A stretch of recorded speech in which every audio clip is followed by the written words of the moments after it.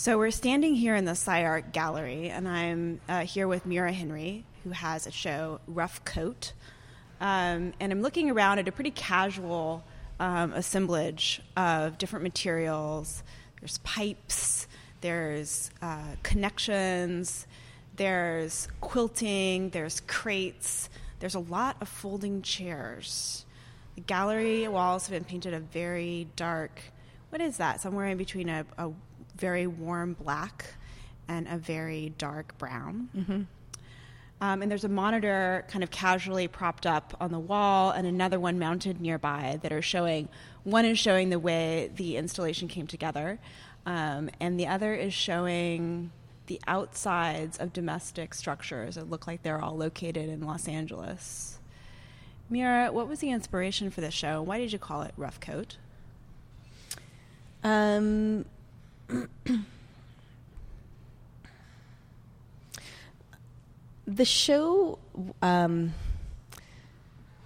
show began as a sort of experiment in working in a very present way. Mm-hmm.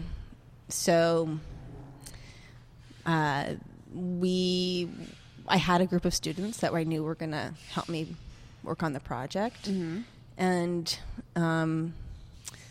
instead of situating a sort of project that was kind of clear and kind of pre-written, pre-modeled, pre-visualized, mm-hmm. I set up a sort of mode of working that was far looser by design. So you didn't actually make drawings or say this is the way it's going to look. You said we're working with these materials. Maybe is that how you started with materials? What did you give them? I gave them a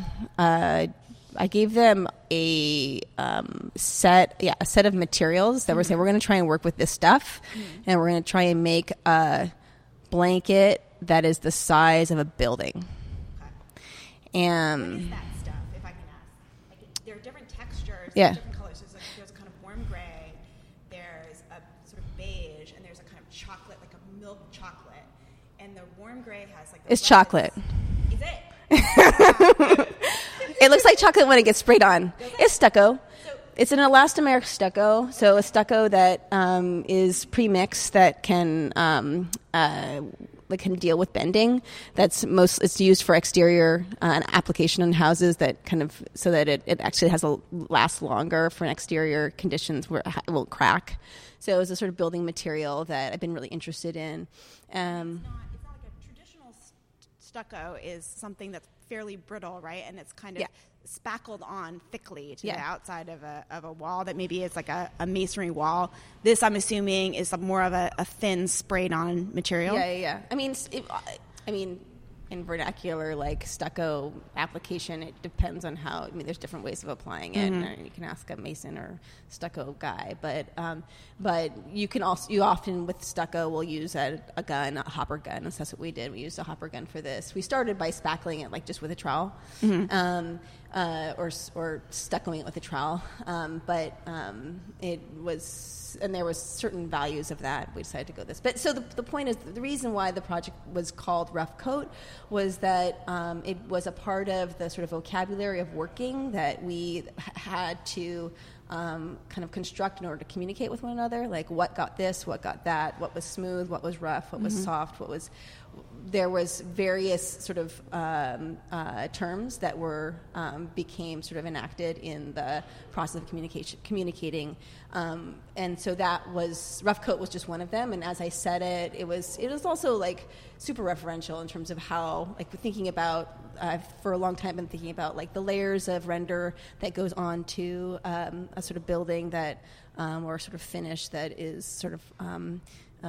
Goes from like a scratch coat or we call a brown mm-hmm. coat or sometimes a rough coat and mm-hmm. then the sort of finished coat. So there's a lot of like kind of funny vocabulary around the layers of finish for plaster and stucco. So the rough coat or the brown coat or the or scratch coat are all things that get covered up, and then usually a finish coat goes over it. And so this was also sort of an important sort of object lesson to sort of situate the sort of content as something that maybe otherwise would have been covered. So there's some certain sort of signification there as well. So is it about? So it's about a process of revealing, right? So what we're seeing here is a series of juxtapositions of things that aren't normally seen or that aren't normally considered in this way. So a blanket treated at an architectural scale. Yeah. Something that's normally covered up, that's considered unfinished, being treated as finished and also being displayed as an aesthetic object.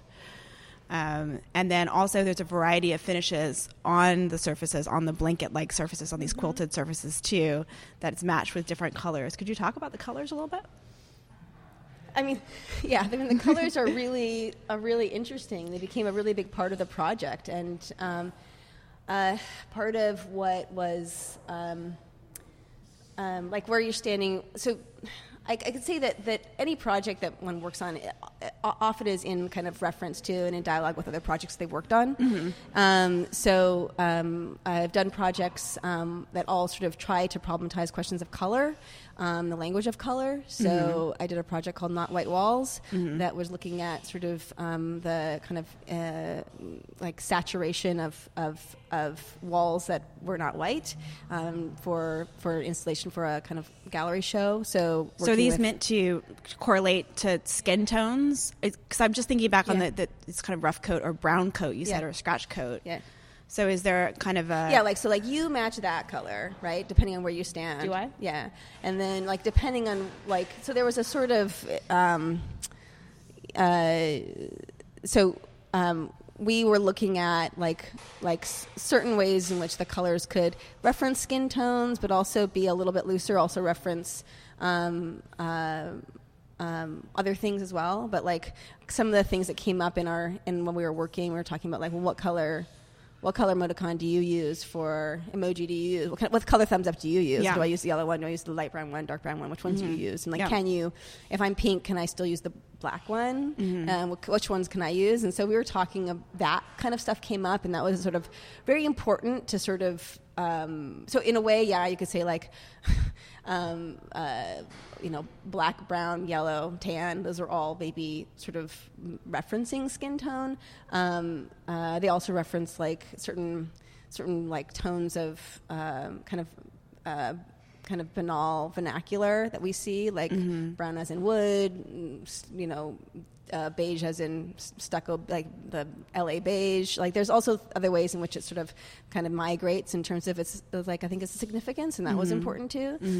But the brown, yeah, I mean, I kind of had to, we were looking at other kinds of colors, but it kind of was like, we just had to go there. Although it also, I think it also had a sort of, sensation that it also referenced other things that were related to upholstery, like leather and other things that could allow it to sort of hover in terms of what it meant and how people could read it. And there is quite an insistence on the language of upholstery. Like I'm looking at the quilting and what is that called when you have tufting? Thank you. The quilting and the tufting.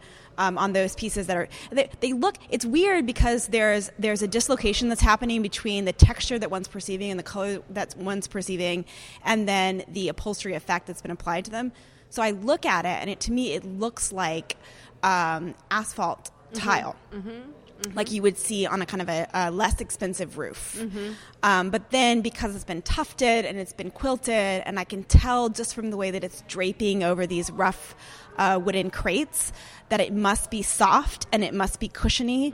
There's already a kind of dislocation that's happening between two sets of expectations, between the color and the visual signification of the texture, and then what I expect to experience as a tactile quality. I would say that seems to go for a lot of the work that's part of this exhibit. Totally. I mean, I think the thing that was, a lot of the work that I think like building things out in materials costs a lot more money than like making images. Like making images is a lot cheaper, and so a lot of the sort of contemporary work that we kind of tend towards working that we tend to work on, and I have certainly worked on, is like image-based work. So working on like how do you produce like material effects through the flattened image, and so there are certain, let's say, tropes of illusion and sort of trickery and like that kind of have been a preoccupation in the production of images when it comes to sort of a digital materiality project. And so when I was thinking about how to work on this, not through a printed image specifically, like not how to not print on this stuff, digitally print, but actually how to work with it in maybe some sort of other modality of material construction. The question of like illusion or like the sort of how do you like construct a sort of relationship between how something reads and how you see it, how you would kind of experience it. So in this case, it looks soft. It is soft. It looks soft and it is soft. But then you touch it and it's also kind of rough and kind of pushes you away. And also because it has that latex quality to it, there is a kind of skin-like. There is a kind of unease that you get when you touch the stuff. Because it's not super cuddly. It's not cuddly, and it feels like it might have belonged to an animal of some kind. Mm-hmm, mm-hmm. So, and also even just the way these things are displayed, they're kind of like these quilted abstract pelts, like the way that they're lying there. Yeah. And then there's this kind of this weird thing that's happening with this. I think it's some kind of foam, this yellow foam that's kind of squeezing out like really bright egg yolk from sort of the quilted bread. So you're sort of hovering between sort of thinking of food and thinking of animal hides and thinking about skin tone. And as soon as you start to read it as skin, it becomes really overwhelming because then it looks like you're in a gallery of draped skin, and a lot of it looks really rough. And a lot of it looks like in order to be that rough, it must be from some really giant creature. So it starts, right? And then you start to wonder, like, how big that animal was, or how big that person was, or how big that entity was, that they could have shed so much skin. And it also starts to make you feel a little Lilliputian. Yeah. I love that. I mean, I think that the scale piece was really, really important in the project. I mean, and that's like one way to think about roughness is super relative to scale, obviously. Right. As soon as you zoom in, you can zoom into anything and it's rough. We know this, right? Through like, technology. like even early science, right. You zoom in on anything and it becomes rough. Right. So to have, I mean, like in many ways, it's not that rough, like it's fine. But this idea that it also sort of indicates this kind of overscaling, that was important when I wrote the idea that this was about trying to make a blanket like at the scale of an architecture, that is going to make a blanket strange, and it's going to make an architecture strange. It's not going to, let's say historically, it's not going to say like make an architecture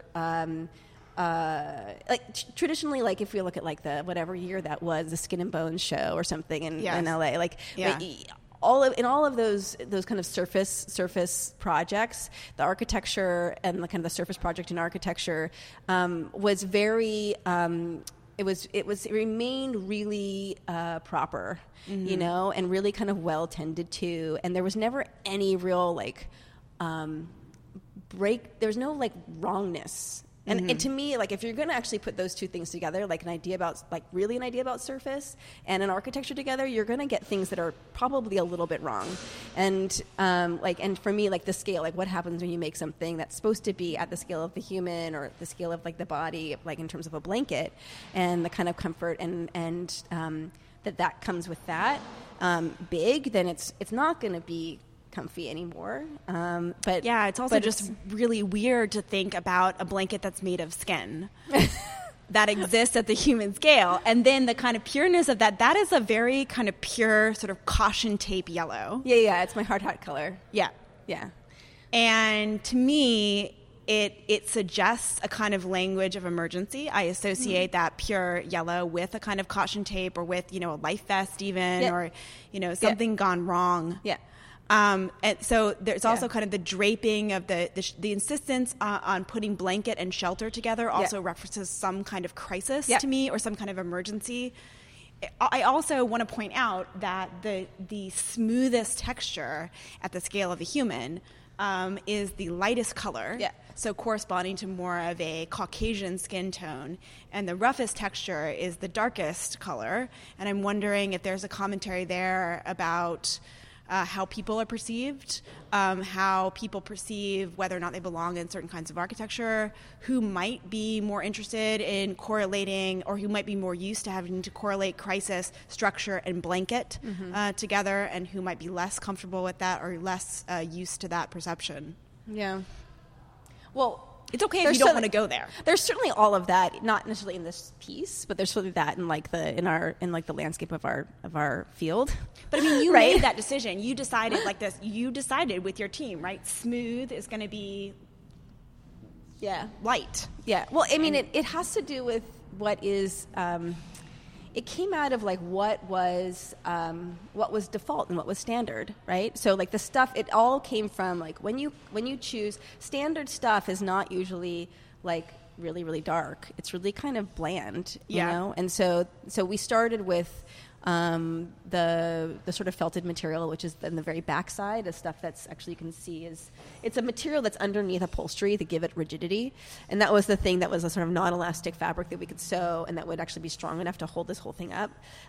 So that was the stuff that when we found it, we were like, well, this is going to be this is like the monochrome, this is like the base, Okay. And that base was light. The base was light, and so it was like to understand that as the sort of default position. It's kind of like an unbleached canvas color, or an unbleached linen color. Is it? It was. I mean, I was glad. Like, if it were pink, I wouldn't have chosen it. Okay. I didn't want to make this project pink, right? Like that was very important. Not because I don't like the color pink, but because every project right now is pink, And that was something that I was really. I didn't think that it would. What is it about pink that annoys you? What pink? Or what is it about? Why didn't you want to make it pink? Like, I think that we are trying to set up like new like aesthetic territories and new color palettes is an important part of like I think a formal tradition. And absolutely, yeah. So pink has done a sort of has had its place, but like. I don't know. Like, I think that it's really chewing gum, and it's really like if you understand it through like a pop sensibility, that makes sense. But if it's also like kind of like the new white in architecture. It's like the new white. It's like it's like the first color you choose. I find it a very kind of disconcerting sort of like trend. It's fine. It is what it is. But it's like I think that there's a lot of we don't need to put color in a place where color has that much signification. But we can't say that it doesn't have any. Right? We can't do that. Like I don't think that like just color in the abstract. Like color in the abstract is like it's like you can't say like there's politics in every Pantone color. Like I don't think that we need to go down that road, like some sort of extreme like way of reading politics into every like color selection. And that's what part of also the yellow and the figuration of the yellow coming out. There's also meant to be a little bit of like a super cartoon. Like it's not meant to be like that. Like it's supposed to be like kind of heavy in certain ways, but also light, and it's sort of like maybe there's a little bit of lightness and silliness that's happening too. And there was a sort of tone where the project needed to be kind of be engaged on multiple levels, right? I think that's important as a strategy for any kind of work that wants to deal with like content that's maybe more nuanced, right? So yeah, there is. So the project covers because of these stripes, and because of these different patches of color, and because of these little kind of cartoon egg yolks that are escaping, it does hover between something that really demands to be touched and something that works as a graphic. However, there are other parts of the project, like that we're talking about the part of the project really mostly that's on display on these vertical supports. Sure. There are other parts of the room that are really set up much more as if we were in a provisional space, as if the work was not finished, as if the work was going to be packed up at any minute or had been just unpacked. And that kind of brings me back to a notion of contingency or a notion of crisis that also seems to be reflected, as I said before, in the kind of the combination of a blanket with a shelter. Totally. I mean, like the provisional nature of the work is meant to point to all of those topics, I mean, some people have said, "Oh, I read this. Like, is it like kind of like an army-ish thing? Is it like a Bedouin-ish thing? Is it this your contemporary primitive hut? Like, okay, yeah. Like all those things can sort of exist in the project. I think that there's also a certain amount of like fiction of the space and like storytelling of just like things that probably lead to certain sort of meaning and that it's not a sort of didactic sort of position. Like it's not meant to like draw a single line. It's not meant to like all. I wrote that it's like not all meant to like kind of come into focus all at once. But that there's I like you turn over the blankets that are tufted that are on the horizontal surfaces, and there's like there's like white, and then there's the yellow. Washers, like mega washers, like Uber washers, and those Uber washers are yellow. There's the screws are black. They're on white batting. Yeah. And it's like a super specified. Everything is like super specified. It's like there's not a lot of it's a very tight palette. Yep. But I think that we could also say that the provisional nature of the work is also meant to also point to sort of the idea of roughness, maybe not just as texture, but also as a kind of conceptual idea of letting things being a little bit less fully resolved, right? Like kind of in a critical way, in a critical way that you could actually set up, and this can't come up recently, and I'll continue to say this, but I think that there's this, because something that I've been thinking about a lot is this idea of like critical vulnerability in the work that we do, not as sure. I mean, like say pedagogically what we do with our students, and also how we operate as designers within kind of an academic setting, like how you can start to make work that doesn't like set up a treatise for how others should be working, but how you could actually set up a series of questions, and both like the what and the how is the content, right? Yeah, I think that's definitely evident in the piece as it is. So it's a series of provocations. Yeah. Jesus. It's a series of provocations, and it does feel like those provocations have been really carefully put forward. But it also doesn't feel as though, in fact, it feels like the show is is really carefully avoiding answering those questions. Yeah.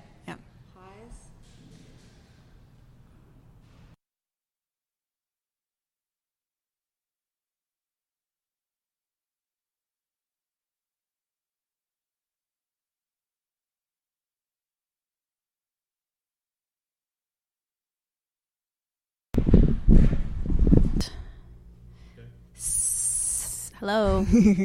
Test.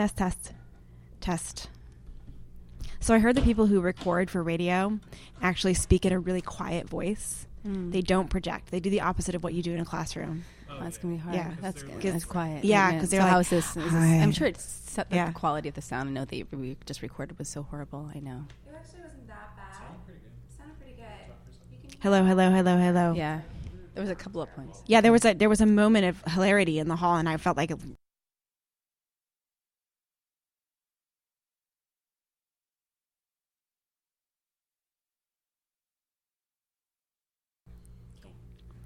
So roughness for you in that show seems to encompass a variety of connotations, right? So there's the roughness of the coat itself, the idea that this is a coat that's covered, it's not normally seen, it's not precisely finished enough to be considered finished. But there's also the connotation, right, in the way that the blanket is being used in an architectural way. Mira, you cannot make those faces. I'm being without behind this microphone, you don't get a sense of like the sheer magnitude of the two egos behind these two microphones. The absolute grandeur of the egos is like, it's kind of hard to sort of like keep your voice down when you. It's like it's pretty intense. Oh, like just like it's just like it's huge, the clash of the intellects and egos, like the spirits. Yeah, like old mega, souls. Yeah, colliding. Yeah. So you feels very heavy. Marika, think that the project is not unfinished, like in the sense of like the finish is not like that's not that arty, you know, it's not that artsy, it's like it's not that it's finish is the finish, you know. It's the terminology, there are like coincidences of terminology that I find useful in allowing a project to kind of bounce a little bit in terms of or meander in terms of its meaning, but it's not that like it's pretty, you can see it's pretty composed in a way. It's like a sort of it's pretty composed, even as much as it's not as provisional as it is, right? I mean, it's not that. Well, yeah, I'm not saying it's not composed and that it doesn't have a fairly refined denotation, but there are a whole set of connotations that you've consciously and compositionally surrounded the piece with, and they have to me they have to do with rough, and they also have to do with coat, but I'm going to stick more with rough for my own purposes, and those have to do with, say, the notion of sleeping rough, the notion of, if you look at the amount of shades in the room, there's a privileging of darker shades. Yeah. So maybe a set of suggestions about a rough neighborhood, or what kind of ethnicities might constitute roughness. Only a white person would say that. Okay, fair enough. I mean, maybe. I mean, there is like you're the one who made the light Caucasian-y strips the smallest, the slimmest, and the smoothest. Yeah. And then as it gets darker, it gets rougher. Yeah. Yeah. I mean, true. I mean, I don't know. Like there's so much. I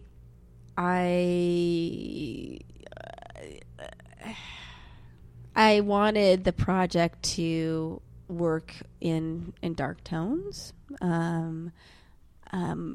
because I wanted to sort of resituate the sort of balance of color and that in the kind of atmosphere, like so that it was it like shifts like the center way towards the darks, you know, and that was really important. In fact, when we got into the room, the lights were so bright it was hard to read the work, and I'm really interested just in what happens like when you shift the kind of content of the work towards a deeper tone.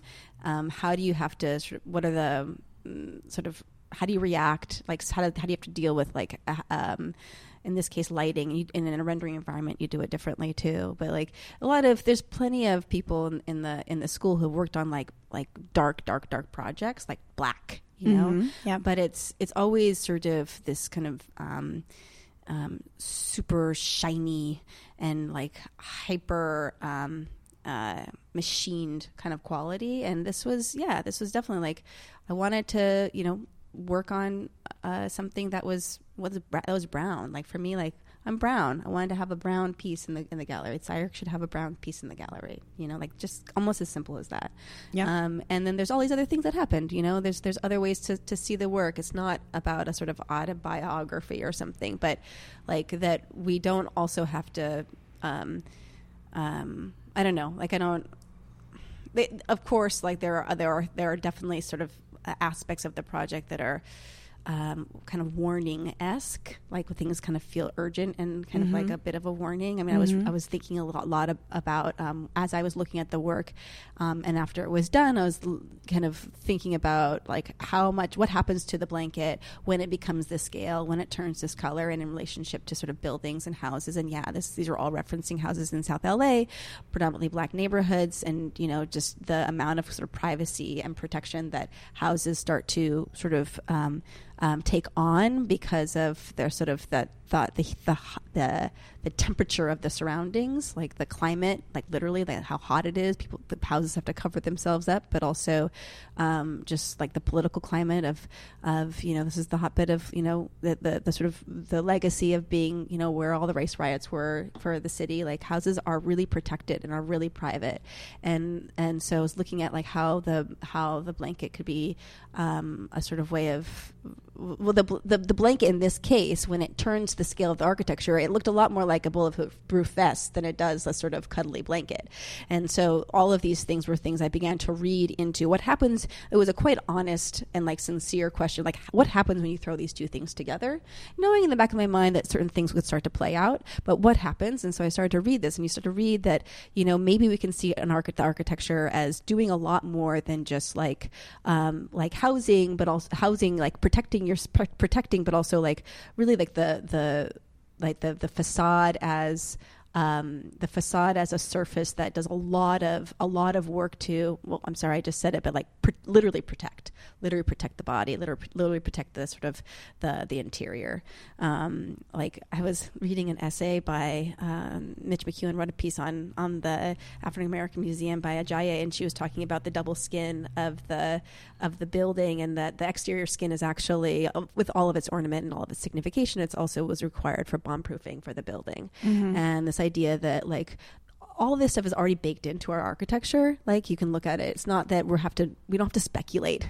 We just have to read actually what's embedded already in our landscape, and how the architecture is already starting to act, both as a sort of thing that kind of signifies out, but also that really sort of sets up ideas of privacy and protection.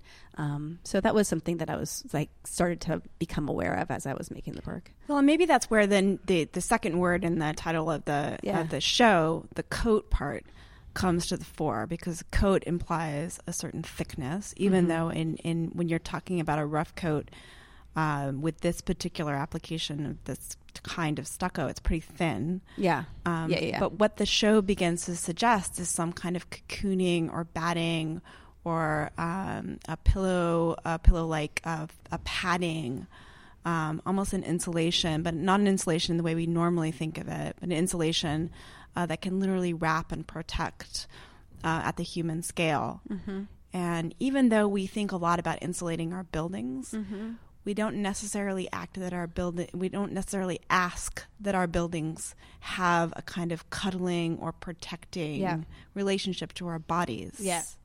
They seem to be ways to kind of trap atmospheres, but maybe not encircle or comfort people. I mean, I think that's where like even like Sylvia's reading on hoarding could become very helpful in terms of where does the architecture begin and end? Like if we were to actually start to read the architecture starting to include like other layers of, let's say, the interior or the exterior that kind of glom to it, right?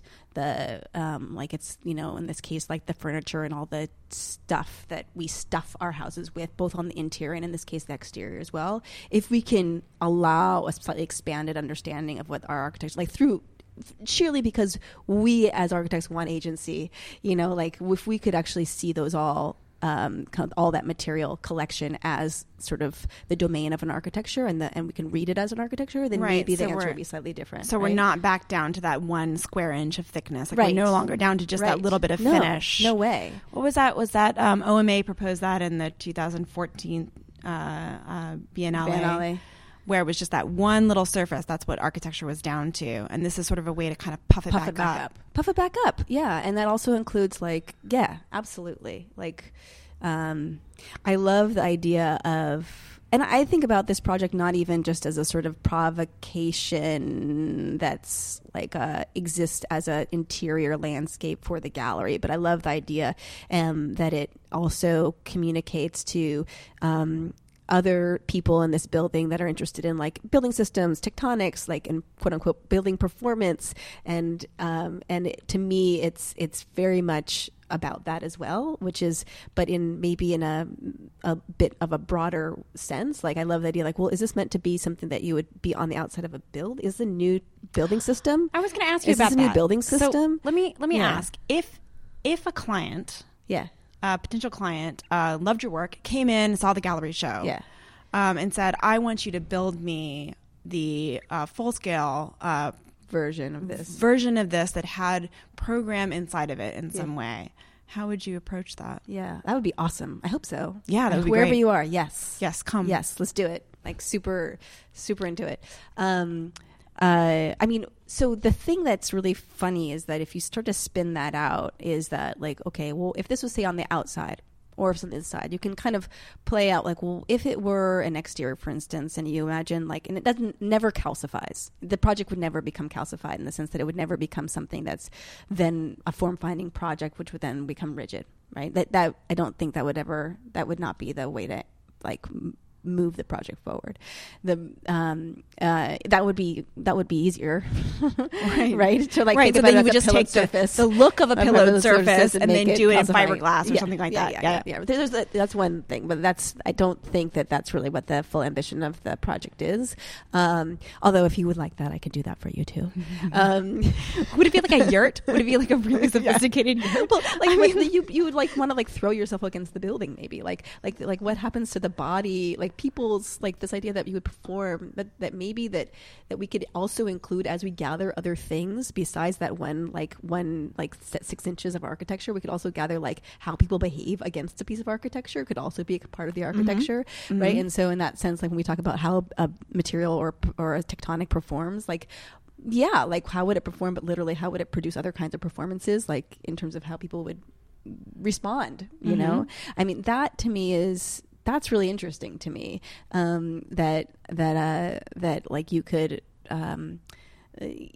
that all of those characteristics could start to all kind of become clustered against this project, right? So that it's not just it's the stuff, but it's also like wanting to get a little bit close to it and the feelings of wanting to like, but also the kind of the grossness of it. Like, if it was on the interior, it'd be a different kind of a project, but.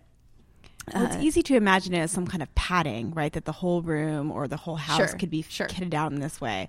But if you were asked to make it perform architecturally as an enclosure, which seems to be what it is, it's suggesting, right? You said your initial brief to your team was, how do you make a blanket at the scale of a wall? So if you think about it as a potential wall system. Yeah, or a building, a full like it's actually 18 feet by 18 feet. The blanket is, so it's the size of a front of a building, you know.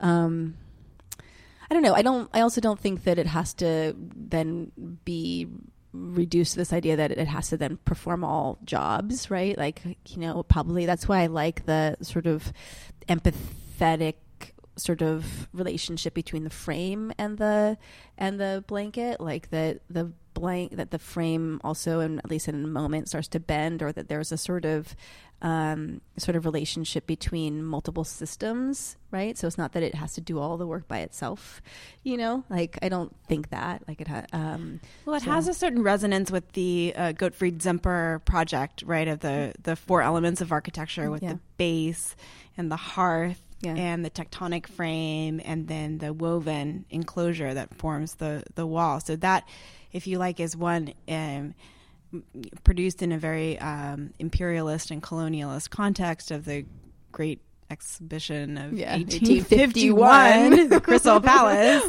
If I wanted to look at a Caribbean hut, when you want to look at a Caribbean hut, you're a German political refugee. Hop over there, doing some work to keep body and soul together, and you happen upon what seems to be this primitive form of architecture, lifted from a contemporary moment in a so-called less developed place, supposedly representing the vernacular of the Caribs, but in fact not representing that at all. It was actually fiction. It was a slave plantation vernacular established by the importation of African slaves to sugar plantations. I didn't know that history, but why, yes. And so you get what seems to be a kind of pure reduction of the basic elements of architecture that happens to involve craft and happens to involve fabric and weaving in the place of what had been typically seen as a stereometric and tectonic system made out of stone. Well, now instead there's another way to think of the origins of architecture as being sticks and braziers and fabric and bases.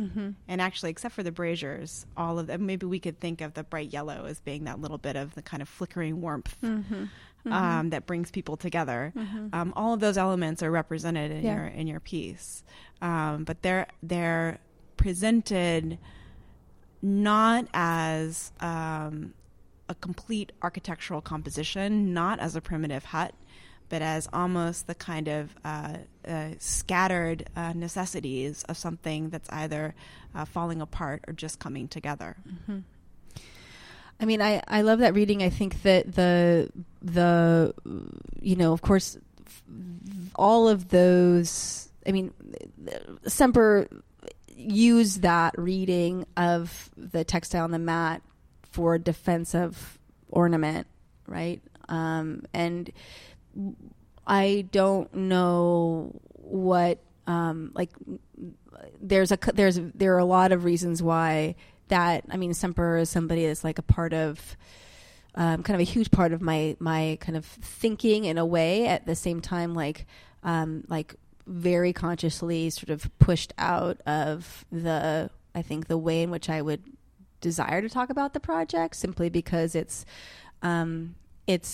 super reductive and it moves towards a sort of kind of a generic way. It's like all of the specificity. We don't know anything about that Caribbean hut. Although maybe you tell me something about the Caribbean. I don't know anything about the Caribbean hut. I don't know how heavy the mats were and what happens when they hit the ground, how thick they were. None of that mattered, and none of that was actually worked on, right? Because it wasn't about that. It was about pointing to an object and producing an object lesson, and then and all of the sort of primitive hut projects, from Leger to Banham, right, in his bubble, it always becomes a sort of drawing project. It's never really about, the drawing always has to be the sort of the interface to sort of describe the project. So, and this project has not been drawn, and I will work on this representationally, but it's really not about, that's not the kind of modality of the project. And so it sort of resists that as the sort of that legacy as the primary sort of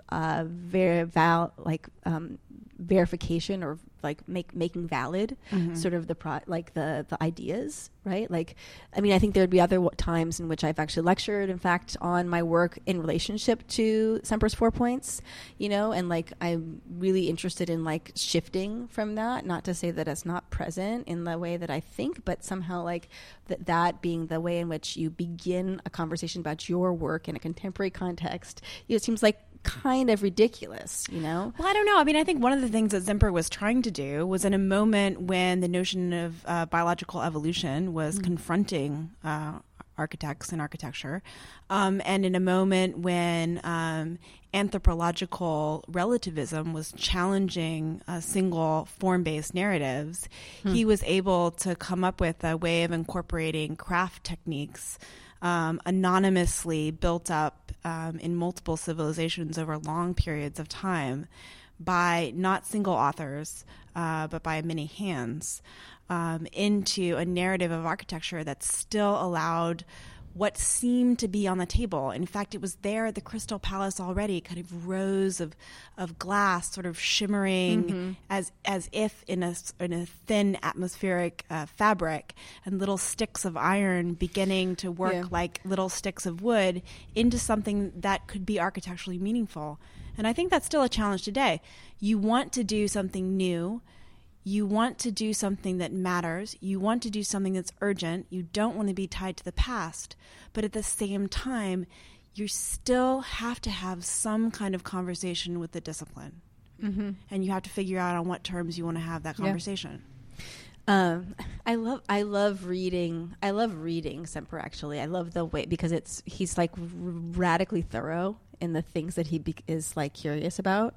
And like it's like encyclopedic the way that he like looks at the decorative arts and from like everything. And so I mean that's also the reason why I like to read Los. I mean, for that reason, you have a essay on underwear, like like that is like really funny to me. That the things that are the material of architectural thinking can be as sort of broad or as, I would say, almost idiosyncratic, even though they're rather encyclopedic. Like they're talking about things that are around them, as well as and I think about that a lot. I think about like the things that are on my mind as like, how do you situate that as an architectural project? Right.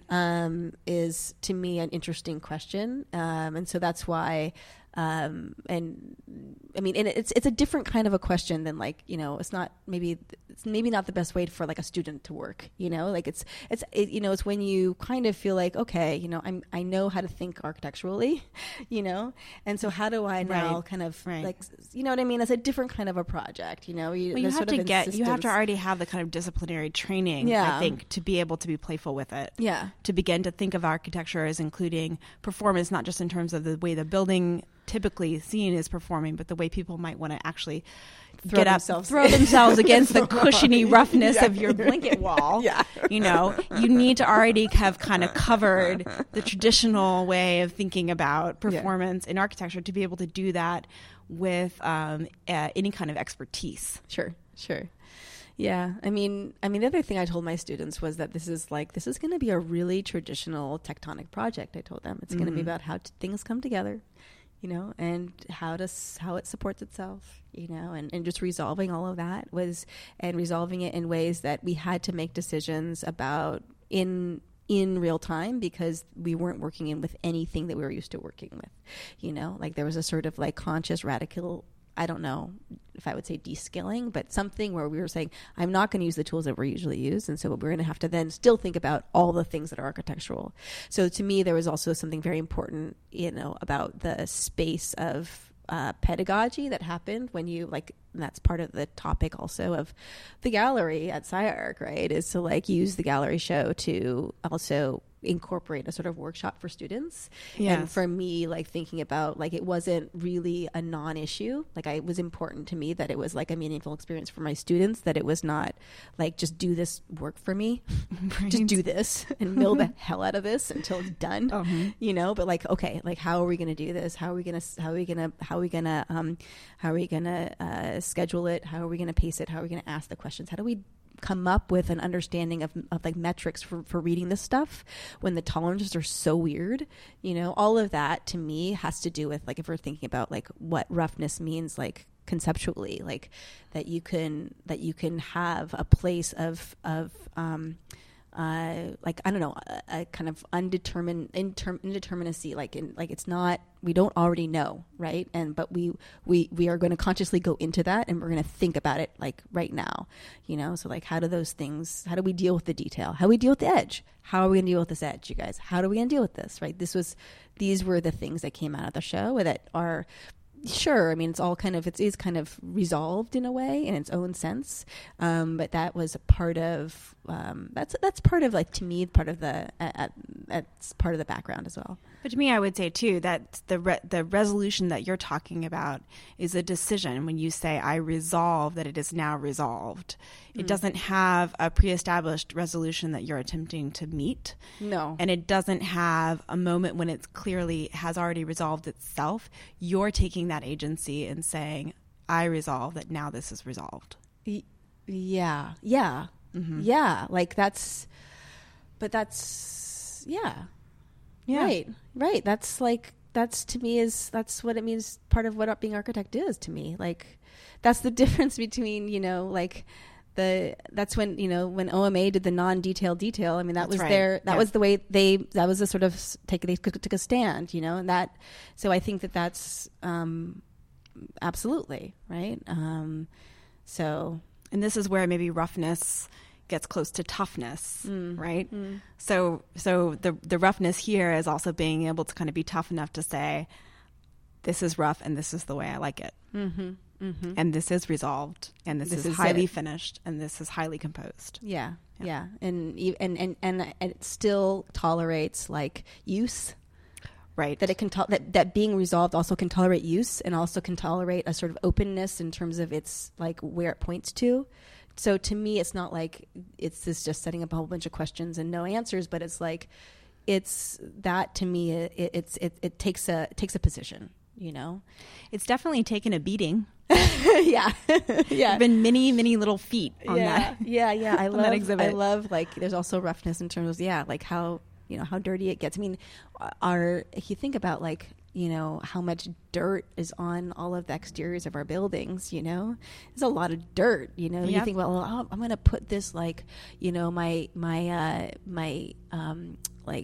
my corrugated siding. I don't want to put it horizontally. I want to put it vertically, because horizontally it just becomes a dirt collector, But like all these funny things about that are, to me, are the way in which we as architects, or we as just whatever, deal with how a building, how an architecture hits the world and its environment and its use, and so like when the blanket hits the ground and the yellow gets dirty, like that is also a part of the sort of kind of reality of it. Yeah.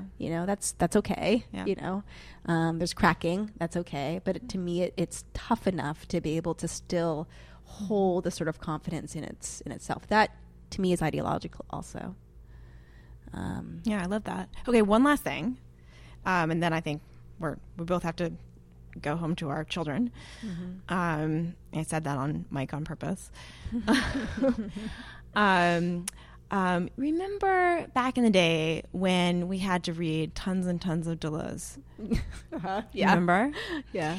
And there was this discussion in 1,000 Plateaus with Deleuze and Guattari about the smooth and the striated, and the difference between a woven cloth and a felt.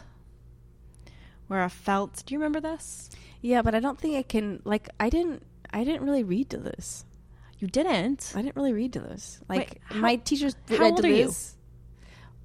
I'm very old, but I'm very, very old. Oh, okay. But I mean, I didn't. I mean, my teachers read Deleuze, and I was like, okay, they got it. Like, I didn't. It wasn't a part of. But ask your question, because maybe I can still answer. So maybe it's like, but maybe it's not. Yeah, maybe it's not a question. I don't read philosophy. Shit, I don't read philosophy. Right. I grew up on like theories of the subaltern. Yeah. Okay. Okay, I got it. People who read philosophy didn't read that stuff. Yeah. No, I don't know. I did. I read both. Oh yeah. Well, that's Yeah. That's how different. I ended up on this side of Right. the mic. I'm on this side of the mic for a reason, because I'm a super nerd. Right. Okay. So Deleuze and Guattari, smooth and striated, they distinguish between two types of fabric. The fabric that is a woven fabric that has a woof and a weft. A warp and a weft. I have to look it up. Warp and a weft. Yeah, thank you. Warp with a woof. Not a woof. A rough. A warp and a weft. And that therefore has a kind of sense of striation, even though it approximates a single fabric if you don't look at it too closely. But if you look at it really closely, you can see that it's woven of individual threads, and the threads have a directionality, and they maintain their discreteness. Yeah. Versus a felt, which actually a true felt, even the fibers are actually molecularly bonded to each other. And there's no directionality. There's no sense that if you pull it one way, it will stretch, and if you pull it the other way, it won't. So there's no bias in the fabric. What you've produced in the gallery, to me, is a weird take on that, because on the one hand, it looks like a felt more than any other kind of fabric. It does not seem to have an ingrained directionality, and it seems as though that coat, that rough coat, could extend infinitely in any direction, which is the way Deleuze and Guattari qualify this smooth. but it's cut and it's quilted and it's draped and it's striped in such a way that directionality is insisted upon.